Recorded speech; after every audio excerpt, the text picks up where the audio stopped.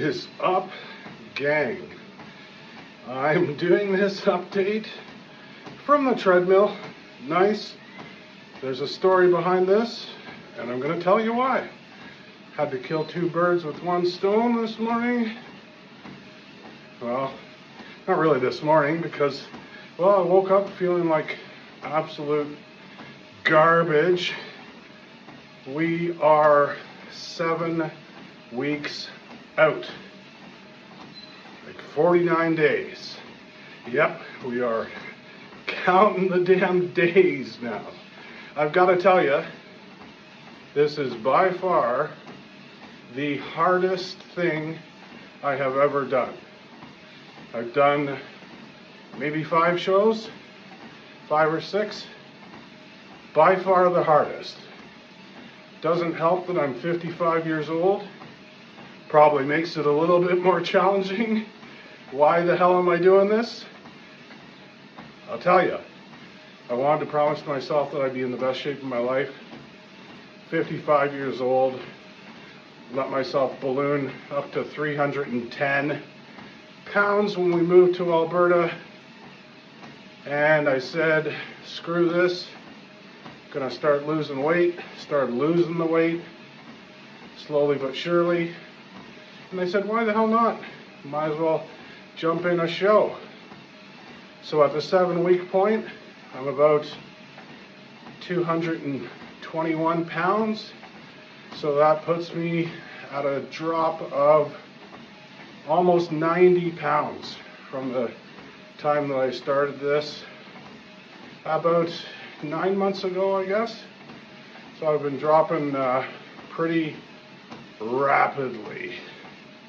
And the curse that I'm facing now is, well, not only the mental aspect of it, because it's hard as shit.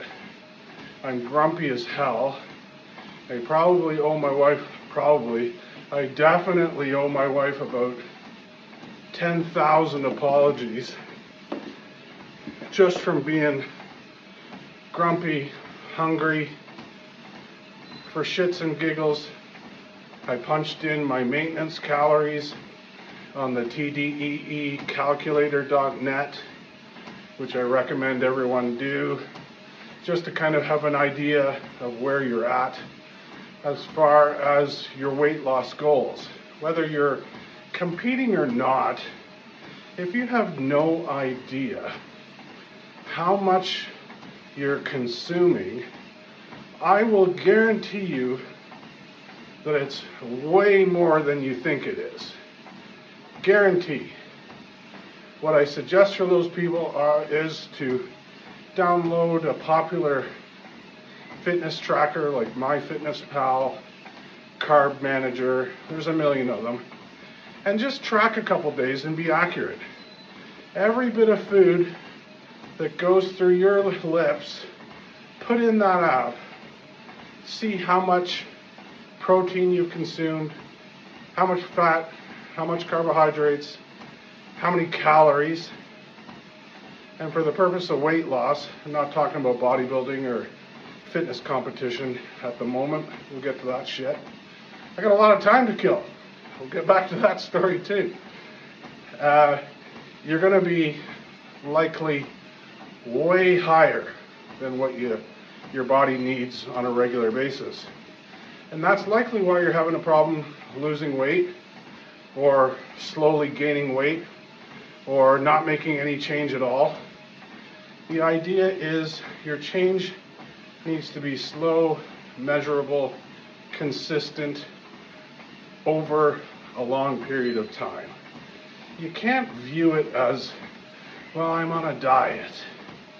No, because that suggests that there's a beginning and an end. And when it comes to weight loss, maintenance of a healthy weight is the goal. So it has to be a lifestyle. It has to be, this is how I eat. This is the calorie level in which I eat in. And no, you don't have to be so militant that you're counting every morsel, but at least initially, until you have an idea of how much you can or cannot get away with and maintain a weight that's comfortably healthy. It's not about aesthetics per se, although that's the byproduct. You definitely look better, but you feel better, you function better, excluding contest prep, because this shit's brutal. It's hard. It's too hard. And the reason being is the deficit is just way too low. But the idea is it's a little bit more concise in a period of time. Not in my case, because I had a shit ton of weight to lose. But for most folks, if they're within a small range, they don't have a ton to go from, 0 to hero. But if you've got to lose 30, 40, 50, 100 pounds, you can expect that it's going to take a period of time. Because you don't want to be losing more than, say a pound a week. 1% of your body weight is a pretty accurate, fair gauge. So obviously the heavier you are, faster it's going to come off initially until your metabolism starts slowing down, and then it'll gradually lower. But for most folks that find that range falls within 1% of your body weight per week on average. It's never linear. So there's going to be some weeks where it might be a little bit more, some weeks where it might be a little bit less. But you're looking at an average over a period of time.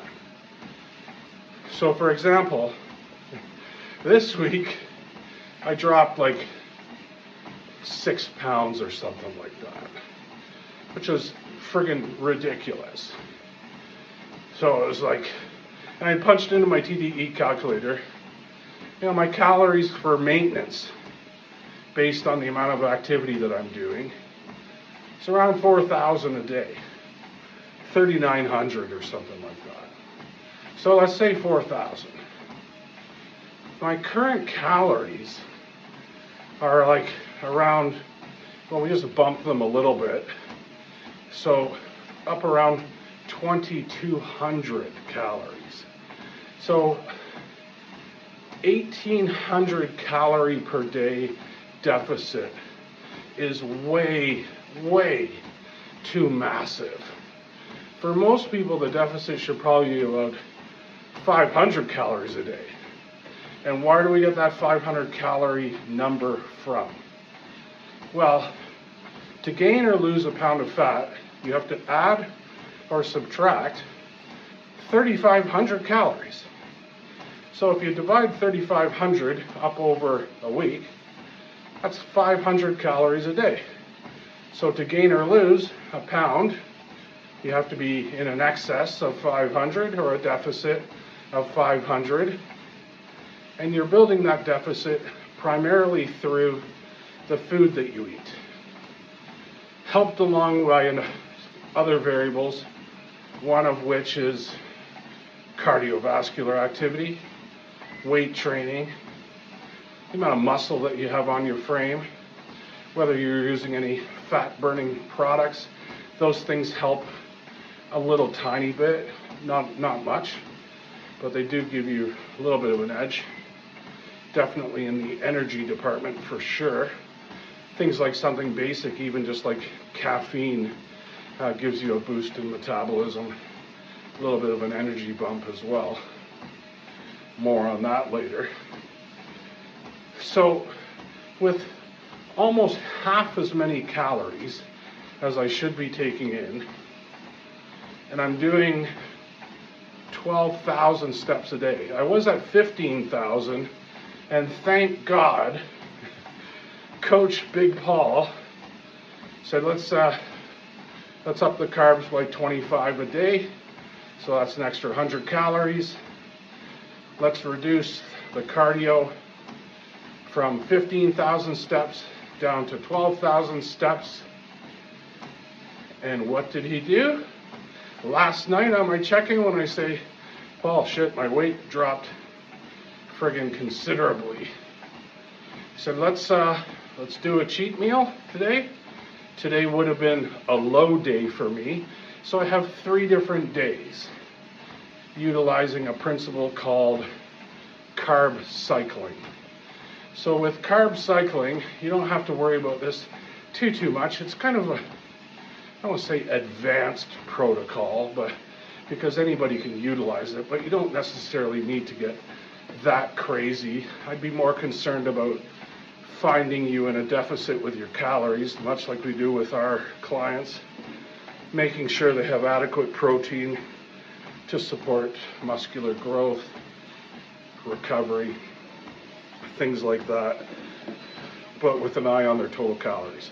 So with carb cycling, you have low days in which you're primarily just eating proteins and fats with virtually hardly any carbohydrates.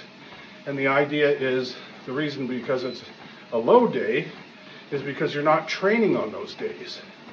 So your demand for calories is considerably lower because your activity is also considerably lower. And then you have your medium days, which are typical. Those are your training days, where the protein is always constant. You're not playing with the protein much at all, with the exception of the high day. And the reason being is when you're in a deficit, you're not really looking to build. You're in a deficit. There's no building blocks coming in for the construction workers to put the house together. Just not enough material there to build. Your goal is to do your best to maintain the muscle that you built prior to the deficit situation, prior to, in my case, contest prep diet, and hope to hang on to as much of that as you can by keeping the protein consistent. So on your medium days, you've got a moderate amount of protein. Typically for most people, 1 gram per pound of body weight is more than enough. You don't need that much if you're severely overweight. So somebody that's 300 pounds and 40% body fat, they don't need 300 grams of protein. With people like that, I would use their target goal weight as their protein requirement. So if somebody's like 300 pounds and they're probably going to be best suited to be around 200 pounds, their protein intake would probably be around 200 pounds. And that would be sufficient because you're not feeding fat with protein. There's no need for that because anything in excess can be stored as fat because it's excess. It's got to go somewhere, right? So if you have too much of anything, chances are it's being stored as body fat, which we don't want. And then we have our high days. And the high day, also called a refeed day, it's not a cheat meal, but I kind of turned it into one a little bit because on that day, you're cranking the carbs through the roof because you've largely been depleted the entire time. You're in a massive deficit. So your body's not getting the energy stores that it requires. And that's why I'm doing cardio tonight instead of this morning. Because it was when I woke up, sleep has been just viciously friggin' brutal for me. I'm probably averaging about 4 hours a night, which is horrible. I don't know how I'm struggling through this.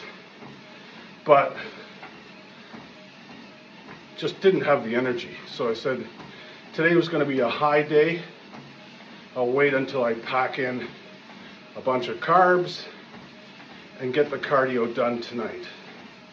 But now the bullshit that I'm dealing with now is I've got 12,000 steps to do where I would typically divide half of it in the morning and the rest of it in the evening.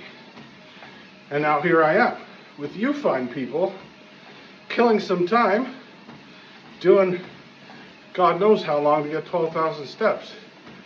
10,000 steps for every, 1,000 steps for every 10 minutes. So do the math on that. That's 12,120 minutes. 2 hours walking. Hey, want to hang out for a couple hours? I won't put you through that much bullshit. I self-inflicted this, so I'm not going super fast. Just kind of grinding it out today, because again, I'm feeling a little bit miserable. Normally I do a 3.5 incline and a 3 mile per hour speed on the treadmill. I'm right now at a 2 incline and a 2.6 on the speed. Probably means I gotta walk a little bit longer to get those steps in because I'm going slower. Bullshit. So that was my own doing. So, and I'm bouncing all over the place because my brain isn't functioning the way it should. Brain needs glycogen. In the absence of glycogen, you start to get that kind of brain fog going on. Anybody that's tried a ketogenic diet has probably felt that way for the first few days or so, until your body reverts to using ketones as fuel, and then you feel fine. Some people feel amazing, but I'm not in that low carb state long enough to induce a true state of ketosis. And again, my protein's too high. True keto is lower protein, virtually no carbs, and a shit ton of fat. So I'm kind of doing the reverse thing. But on the high days, you want to replenish that muscle glycogen in the muscle. Glycogen is just stored glucose in the muscle, in the brain, in the liver. Provides you with energy. It's your primary source of energy. So when you're depleted all week, your muscles start looking stringy, flat. They don't seem to have a lot of volume to it. You don't typically notice it so much until you start getting lean. And then you're thinking, what the hell? I looked pretty full, pretty good a few days ago. Now I'm looking like shit. That's glycogen. You're letting the air out of the balloon. So the idea on the refeed is you gotta blow up that balloon every once in a while. So Big Paul had me doing 1 refeed per week, every 7 days, with the calories going up considerably. Still overall you're in a deficit throughout the whole week, even with those additional calories. But my carbs, which would go from being around 200 a day, shit, we don't want that happening, 200 a day up to 650 a day, which that's a lot of carbs. But Paul is more than fine with as many as half of those carbs coming from like a sugary source. But on that day, insulin, blood glucose starts doing weird shit with your body. So you don't want to be adding extra fat. Fat slows down the absorption of the carbohydrates considerably. But what fat also does, because you've got so many carbs coming in, your insulin levels are like through the roof, where your body's trying to regulate all those extra carbs as blood sugar. And insulin is a partitioning agent, lowers blood glucose to normal levels when you have carbs and sugar, but it's also partitioning nutrients, fats, proteins, carbs. So if your insulin's high and your fat is also high, you're risking partitioning fat into storage. So on the high days, you're going with no extra fat, just your regular protein. It can be reduced a little bit because carbohydrates are protein sparing, so your body doesn't have any need really to convert protein into a fuel source because it's got so many carbs. So you can get away with a little bit less protein. The idea is you're filling out the muscles, greater muscle compensation, storage, give you the energy to power through the rest of the week. So when Coach Big Paul saw my numbers, he said, okay, I want you to go out and have a high day tomorrow and finish it off with a cheat meal. I'm like, huh? A fucking cheat meal? What the hell does that even entail? Like, I haven't had one up to this point, and I didn't really know if I'd even trust myself to have one. I'm this all or none personality type. So if we're gonna Frank the Tank a cheat meal, it could be ridiculously fucking brutal. Especially if I have that food accessible, right? Which I typically do not do. I don't bring food into the house that's junk with the anticipation of perhaps I'm going to want it at some point. So there's no storage of junk food. Shouldn't have that shit around anyways, because then you're tempted to eat it when you shouldn't, which for most of us is most of the time. So if you're going to have those things, you should go out and acquire them as needed, consume them as needed, and be done with them as needed. That's the idea behind junk food. You shouldn't have a stockpile of friggin' cookies and breakfast cereals and potato chips and all that shit stocked up because it was a good deal at Costco. Got the family size 28-pound bag of Doritos that you're going to snack on for the next 4 weeks. And that's the reason you're fat. You can't be doing shit like that. That's got to go. Not even an option. Not even an option. Will you have junk food meals? Gazy fitness plan? Absolutely. But it's not going to your pantry for the 25-pound bag of Doritos. It's like going out to a restaurant or something like that, or having a meal of your choice with a dessert of your choice or something like that. Then you're back into the game again. The idea is it's as much psychologically serving to you as it is physically, because there's no real need to have junk food. It's just that you want it. It tastes friggin' great. Sipping on the EAAs. I got 2 of them. I'd suggest you grab them. If you're doing intense exercise, just ensures that you have optimal amounts of protein and the correct amount of aminos in the ratios in which you need them. Enough said about that.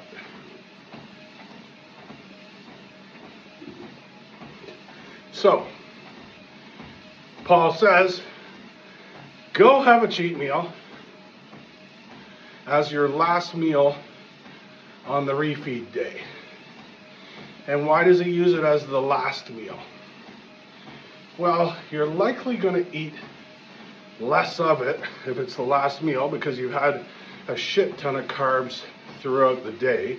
So you're going to be a lot less tempted to overeat the cheat meal. And that's primarily the reason. But because you can have sugary carbs, like you can stick to healthy carbs. So the carbs of choice for me are typically rice. I use that a fair bit because it digests very easy. It's easy to measure. It's easy to prepare. You can do a bunch of it at once. And I like the taste of it. You can season the shit out of it with whatever, and rice tastes pretty damn good. In fact, I just bought a really expensive rice cooker, the Kobe Mushi or something like that, Yakimushi rice cooker, supposed to be like the #1 brand of rice cooker in the world. So here I was expecting, okay, this thing's gonna make some pretty wicked rice for $400, as opposed to the $40, $50 rice cooker, which makes pretty good rice. So I find when I'm in contest prep, the brain just has me doing stupid shit. One of which is shopping. I'm not sure why. I think because your brain just wants to occupy itself with something maybe a little bit different. So I think I've got pretty much every item of Gasp clothing that they make now. Thankfully, I'm an ambassador for them, so I get a little bit of a deal, and I shop in the clearance bin, so it's not ridiculously expensive. And I love their shit. It's good quality, it looks good, it represents a cause in my opinion.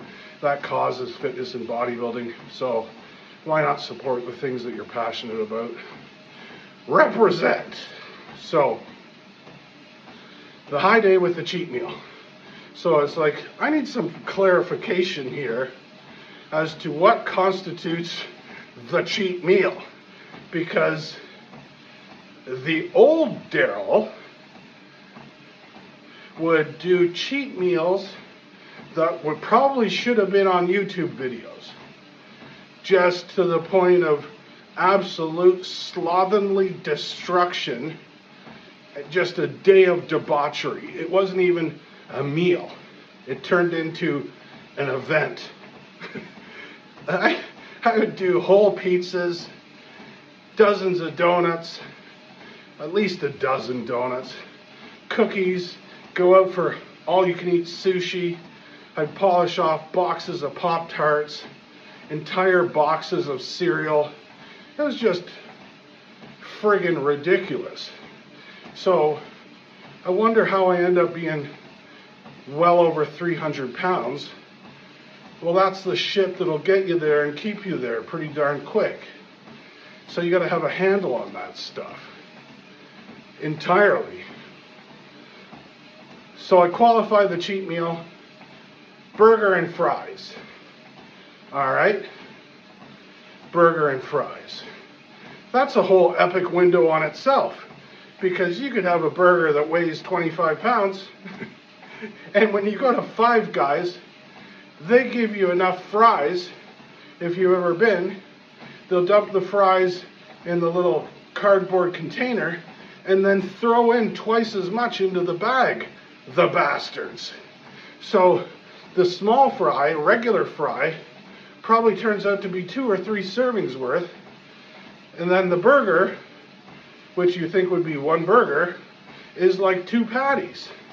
So I'm thinking, all right, not Five Guys, as much as I would love that.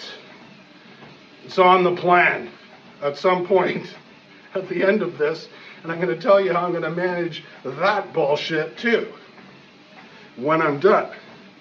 Got to do at least one epic day, get the shit out of my system, eat to the point of, okay, I hate myself, I never want to see this again for a while, and be good with a sensible one time a weeker with one meal and not a whole epic bullshit day of thousands and thousands of extra calories, which is just going to blow my whole week out of existence and not make any progress whatsoever, and just balloon the shit back into where I was.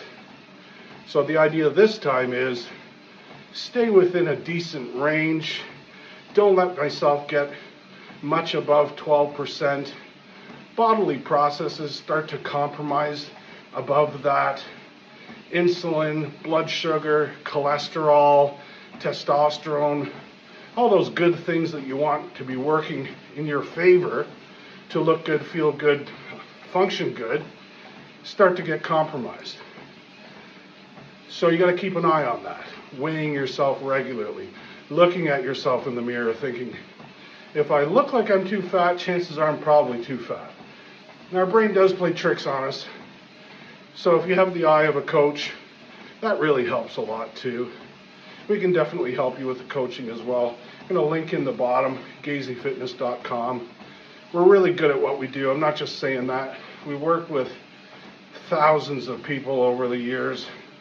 I've got 40 years worth of fitness, nutrition, experience. So I know what the fuck I'm doing at this point. I don't need to blow smoke up anyone's ass. We're good at it. But why hire a coach? Because I don't want to deal with the bullshit myself. I don't want to be second judging myself. I don't have the brain power to decide what socks to wear in the morning right now. It requires every ounce of everything I have to get shit done because I'm just in that much of a deficit. So, something to look forward to, and as a way of saying sorry for being a tremendous dick times 12 on top of asshole times 4 to my lovely wife Antonella, we booked a holiday, which we haven't done in a long time. If you've seen some of our videos, we have 2 new puppies that we added, bringing the grand total up to too many dogs. Problem being now, when we moved to Alberta, we don't have a family here, so no one to help us with the doggies, which was a huge benefit for us before. And then we realized that, how do we go away if we want to go away? Just can't have some stranger. So we end up hiring a stranger. Well, they're not a stranger, we've used them a couple times now. So we're getting away to Punta Cana for a week, all inclusive. I'm not going to let it go out the window. Trust me, I'm still going to exercise. We actually choose our resorts based on, not only the amenities, but do they have a decent looking fitness center? It's not that, we enjoy working out. It's something that we enjoy. I never look at it as, oh, fuck, I gotta work out. I do lately. Lately it's a job. Lately it's, what the hell at my age am I doing this level of activity and this level of competition, doing a men's physique category, May 31st, Red Deer, Alberta, men's open, men's masters over 40, men's masters over 50. I'm doing all of them. Why the hell not, right? But then a week later, we're jumping on a plane going to Punta Cana, where I'm going to convince the people there that I look like this all year long. So, it might as well kill a couple birds with one stone there and go on holiday looking as best as you ever looked. I've never done that before, so that's a nice little boost of confidence. Why not? But again, going to eat sensibly during the day, probably have whatever we want during the evening for a dinner, and get our pile of steps in, get our activity in. For the week, still going to train because that's an optimal time to grow. You're coming out of a deficit, you're bumping your calories to maintenance, your body wants to be fed, and then you're going to feed it, and it's going to respond.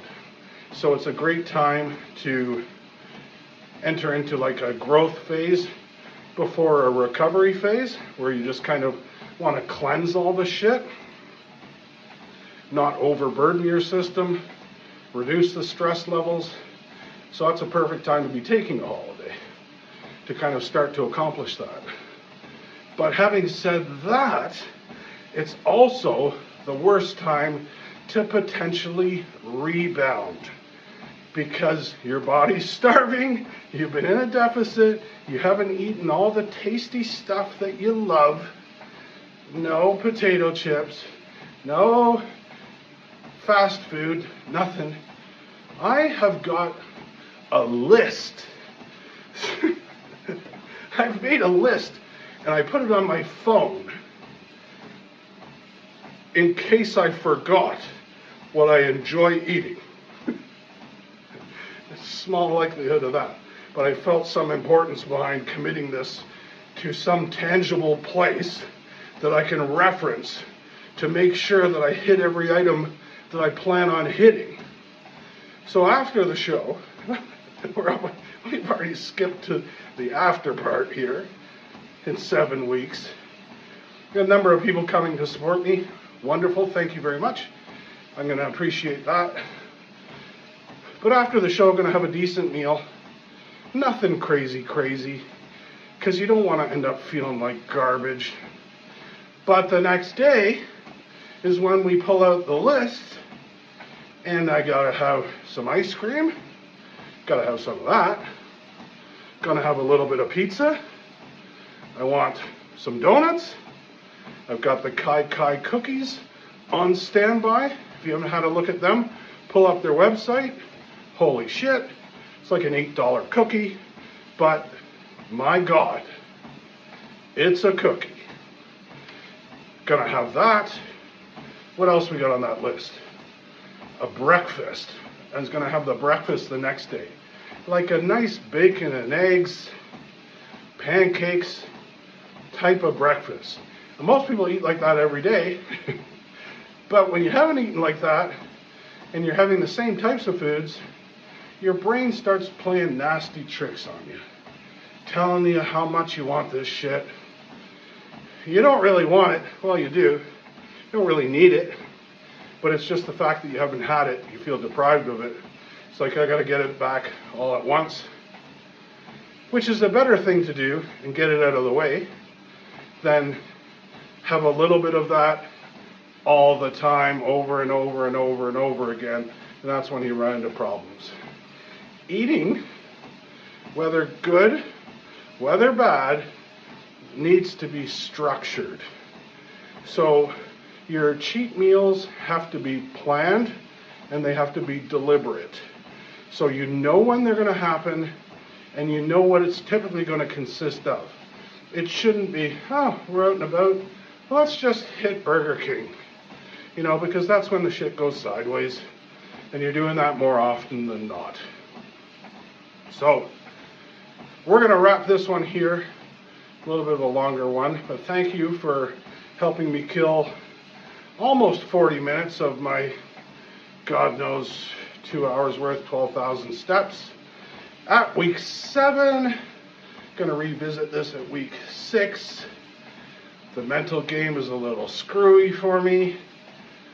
Booked a trip, had a high day, which he's saying too might come every 5 days. Well, let's talk about that just before I go. What did I eat on the high day? It's a fun day, because I said, hey, you can get some sugary stuff in there too, which can include like cereal and stuff like that. Because if you just tried to eat 650 grams of clean carbs, that's a shit ton of food.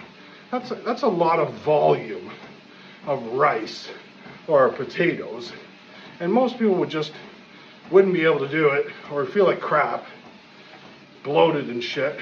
That's where the sugary carbs come in. They just enter your system faster. No biggie. You can still lose weight eating sugar, providing overall your caloric intake is beneath the ceiling in which you need it to be. So I woke up this morning, first 2 meals were the same, towards the 650 gram carb count. Remember, fats have got to stay low, so I'm not adding in any extra fat. I'm trying to choose carb sources that are high in sugars. Carbs, not much in the way of protein, which carbs typically aren't anyways. So we're looking at, rice cakes, fruit, stuff like that. Oats. So what I did was I used apple pie filling, graham crackers crumbled up on top, cinnamon. I heated it up for a bit so it was warm, and then I covered it with some 0-calorie Walden's caramel sauce. My God, that tasted like pie, literally. Pretty much what pie is. Apple pie filling, graham crackers, like a crust, caramel sauce. A little bit of ice cream would have been pretty freaking good, but hey, we can't wish for everything just yet. So I had 2 meals of that. You don't want all your meals to be sugary meals. You also want to have some good carbs in there as well. So I had 2 meals of nearly 300 grams of rice. It's a nice good chunk of rice with chicken, no extra added fat. Chicken's lean, doesn't have much in it. Rice is obviously lean, a lot of carbs from there. 2 of those meals, so we had 4. And then the last 2 meals were cream of rice. I get it from Elevate, not sponsored by these dudes, but I don't have a problem when, you know, recommending products that I think are great friggin' products, because they work, they're good, and they get the results that we're looking for and get us from A to Z as best as possible while still not terribly hating the process. So Elevate's got flavored cream of rice. The shit's not cheap. It's like 28 bucks for a fair sized bag. But man, if it was 40 bucks, I would still pay it, because it just tastes good. Like peanut butter, carrot cake, maple sugar, but it's clean, good carbs. So I make the cream of rice, and then I make this protein kind of sludge that I use whey protein isolate, add in some PB2, and then I make like a thick paste by adding little bits amount of water, stirring it up, stirring it up, stirring it up, until you get a thick kind of pudding consistency. So follow the shit. Cream of rice. Once that's done, I layer it with blueberries. The blueberries are frozen, so they start to melt a little bit because of the heat of the cream of rice. I cover the top of it with the whey isolate kind of sludge. I used peanut butter mixed with peanut butter flavored protein mixed with peanut butter flavored powder, the PB2. And then I top that off with a Walden's 0 calorie, like either a pancake syrup, apple or blueberry, 0 calorie. They use alcohol sweeteners, which some people find may upset their stomach. I don't use a lot of it, and I find that it does not upset my stomach, so I'm okay with it. But damn, like that tastes like a dessert too. So 4 of my 6 meals today were kind of like dessert-like meals. And the Yakibushi Yobagushi rice cooker, holy shit, what a game changer that was. I didn't think for the life of me that I was hopeful. If you're spending 400 bucks, you're pretty damn hopeful that the rice is going to be, you know, it's going to be better. And I'm thinking, if I'm eating tons of friggin' rice, I want this rice to come with somebody that cooks it for me. And it better taste like pizza. It didn't taste like pizza, but holy crap. Light, fluffy, perfect. That was like the best rice I've ever had. And I'm not saying that just because I'm starved. I would typically say that maybe anyways. But you've got to try it. Yakibushi, good job. So recommend that. Got that from Amazon. It's expensive, but hey, if this is what you're into, this is where you spend your money, get good shit. It's a passion. It's, you know, it's what you do. So don't be afraid to invest where the investment should be made. We can all do stupid shit with our money from time to time, have nothing to show for it.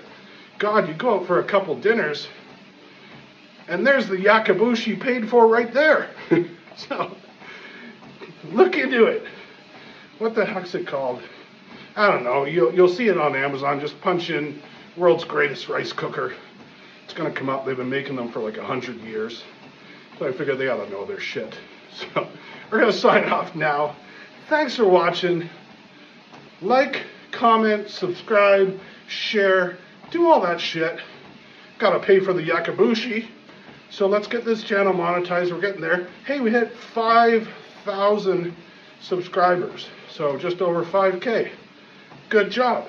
That's not bad in like maybe 2 months of the channel. Not quite. Maybe 3 months. Who knows? But thank you for watching. Love you guys. Update next week.